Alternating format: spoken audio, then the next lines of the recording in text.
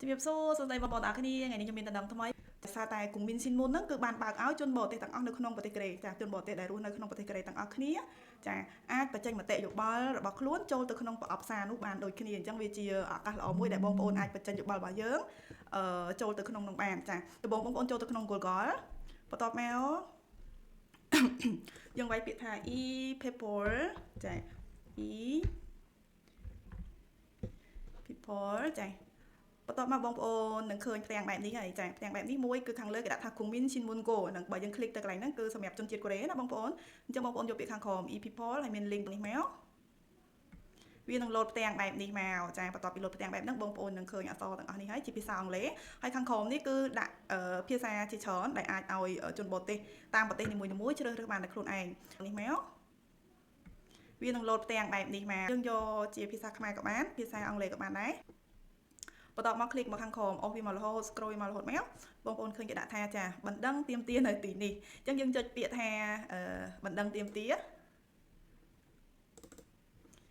បន្ទាប់មកនឹងលោតមកបែបនេះហើយចាភាសាខ្មែរបងប្អូនអានតាមការណែនាំមកបន្ទាប់យើងចុចយកកន្លែងនេះទៀតចាคลิกយកពាក្យបណ្ដឹងទៀមទានេះមកហើយខាងក្រោមនេះគឺគេដាក់បែបនេះចាដាក់បែបនេះហើយបងប្អូនសរសេរទី1គឺសរសេរឈ្មោះចាឈ្មោះឧទាហរណ៍ថាបងប្អូនសរសេរជាភាសាខ្មែរក៏បានសរសេរជាភាសាអង់គ្លេសក៏បានដែរ NETA ចាឈ្មោះកន្លែងនេះសញ្ជាតិរបស់យើងសញ្ជាតិខ្មែរចាបើយើងជ្រើសរើសយកអក្សរខ្មែរកន្លែងសញ្ជាតិហ្នឹងក៏លោត Cambodia មកដែរបន្ទាប់ខាងក្រោមនេះលេខទូរស័ព្ទបងប្អូនមិនដាក់បានដែរព្រោះជាលេខទូរស័ព្ទផ្ទះចាលេខ21 65 ចិត្តកូដ42ចាបែបនេះមកកន្លែងនេះគឺចាលេខកូដប្រទេសនេះមិនបាច់ដាក់ក៏បានដែរដាក់តែចំណុចដែលមានផ្កាយពណ៌ក្រហមនេះបានហើយចាចុចមកខាងក្រោមទៀតមកគឺយើងនៅក្នុងប្រទេសកូរ៉េអញ្ចឹងយើងដាក់យកជ្រើសរើសយក Korean Republic ចា Republic of Korea បន្ទាប់មកខាងក្រោមនេះអាស័យដ្ឋានឧទាហរណ៍ថាបងប្អូនចាអាស័យដ្ឋាននៅណាសូលដាក់សូលចុច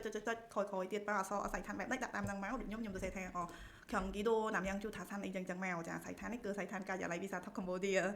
ហើយ email ចាបងប្អូនមាន email បែបណាដាក់ email បែបហ្នឹងមកសម្រាប់ខ្ញុំគឺខ្ញុំដាក់ email របស់វីសាថុកដូចគ្នា gmk@gmail.com ចាគឺខ្ញុំជ្រើសរើសបែបនេះហើយបងប្អូនចង់បានឲ្យគេលោតជាសារតាមរយៈទូរស័ព្ទដៃមកយើងគ្រីសយកកន្លែងនេះមកចាសារ SMS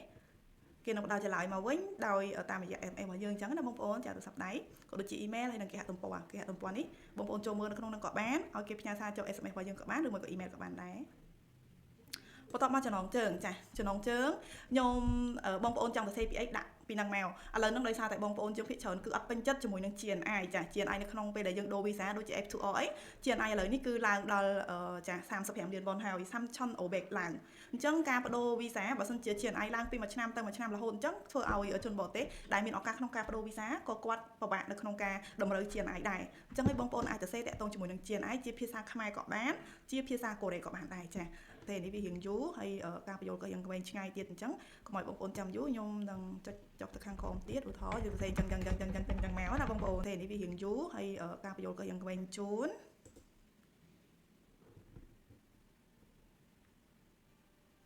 បន្ទាប់ពីចុចពាក្យបញ្ជូនហើយនេះចាឈ្មោះរបស់ខ្ញុំដែលខ្ញុំសរសេរមិញ net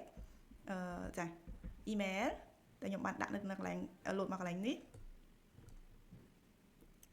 តោះយើងចុចទៅមុខទៀតចាកន្លែងនេះពេលដែលយើងស្នើសុំលេខកូដផ្ទៀងផ្ទាត់ចាស្នើសុំលេខកូដផ្ទៀងផ្ទាត់នេះយើងអាចដាក់នៅកន្លែងនេះពេលដែលយើងចុចលើស្នើសុំលេខកូដផ្ទៀងផ្ទាត់លេខកូដហ្នឹងនឹងលោតចូលទៅក្នុង email ដែលខ្ញុំបានសរសេរនេះហើយចា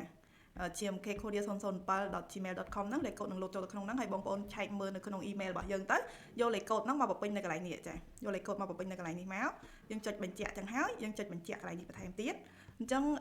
ចាពេលដែលបងប្អូនចង់ឃើញជាមួយនឹងសំណេរដែលបងប្អូនបានសរសេរណាចាសំឡេងដែលយើងបាននិយាយបានសរសេរហ្នឹងវានឹងលោតនៅក្នុង email ឲ្យយើងឃើញហើយគេនឹងផ្ដល់ចាចម្លើយចូលកាមកឲ្យយើងតាម mail ឬក៏តាមលេខទូរស័ព្ទបើសិនជាបងប្អូនបានគ្រីសដូចខ្ញុំប្រាប់មិញណាបានគ្រីសគឺនឹងផ្ញើចូលតាមរយៈទូរស័ព្ទយើងដូចគ្នាបញ្ជូន